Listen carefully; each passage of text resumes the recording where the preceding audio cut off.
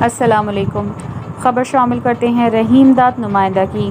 بلوچستان ڈیرہ لائیار تحصیل جٹ پٹ ضلع جعفر آباد Cattell form پر police کی فائرنگ میں 2 نوجوان زخمی۔ ایک موقع پر جاں بحق سیلاب متاثرین میں راشن تقسیم کرنے کے بجائے پولیس والوں نے فائرنگ کر دیا۔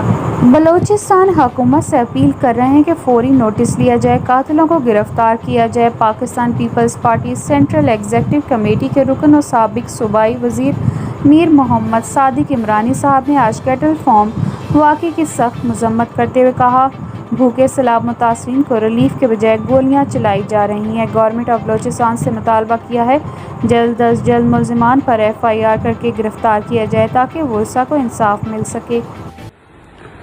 آج جو واقعہ ہوا ہے